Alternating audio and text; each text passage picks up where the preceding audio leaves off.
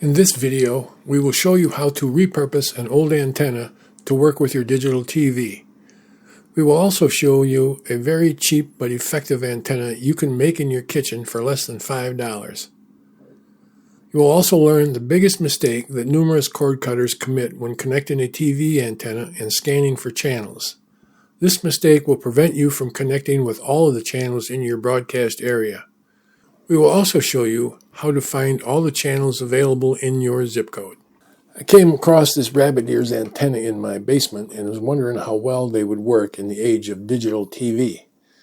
I brought it upstairs along with a Roku TV, hooked up the antenna and ran a scan, and thought I would share the results with you. We also discovered a common mistake made by a lot of people that will reduce the number of channels you can receive. Rabbit ear antennas are the oldest indoor antenna configuration, and like many do-it-yourself antennas, pretty simple and easy to make. The bottom line with homemade antennas is that you don't have to spend a lot of money to get an antenna that's going to bring in digital TV from your local broadcast channels. Our go-to antenna costs less than $5, and we will do a scan with one of those later in this video. We will also point out a few tips and tricks to make your antenna experience a success.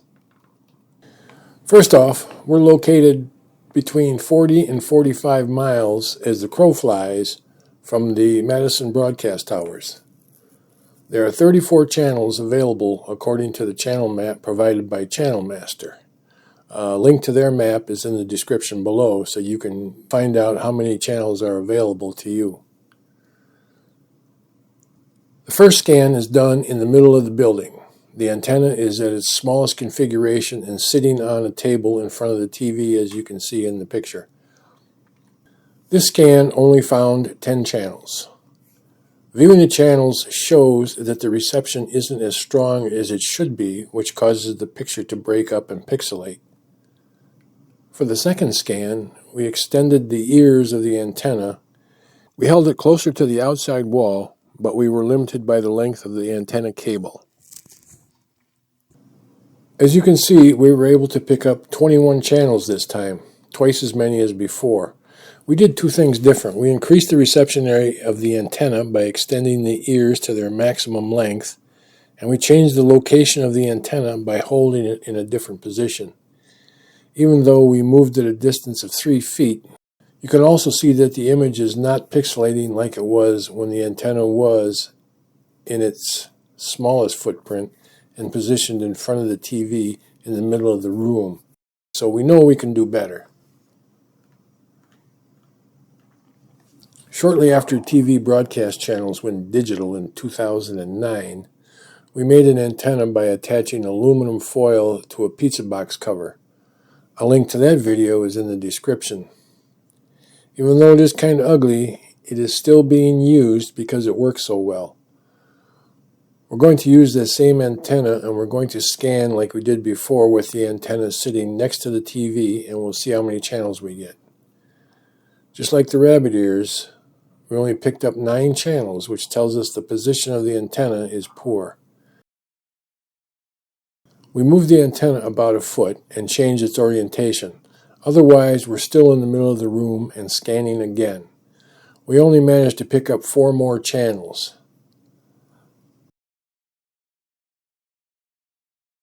For the third scan, I'm holding this one up in the air, closer to the outside wall.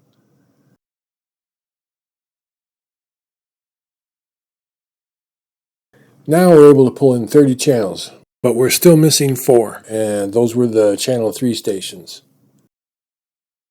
For the final scan, we attached the antenna to an outside wall using a longer cable. I started all over and erased all of the previously programmed channels. The scan quickly picked up 36 channels. This includes the 34 shown as available on the Channel Master map, along with a ghost channel and a small short-range local broadcaster that airs a TV channel along with their radio station.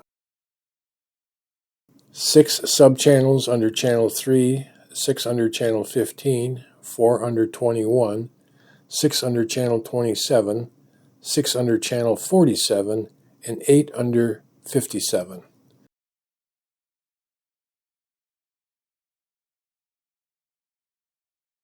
This experiment shows that almost any antenna will pick up channels, even 40 to 45 miles away from a broadcast tower.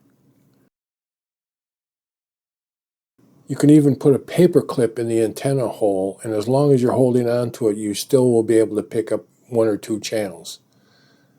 The two keys to a successful antenna reception are an antenna with enough surface area to capture a TV signal and positioning the antenna on an outside wall. Whether it is to the side of the TV towers or one of the other sides doesn't seem to make any difference. No matter which wall you use, there will be times when reception for a channel might go out temporarily, usually because of the weather or atmospheric conditions.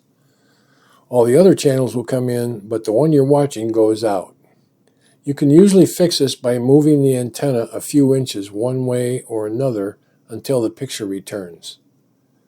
You might lose other channels in the process, but at least the one you want to watch will be on.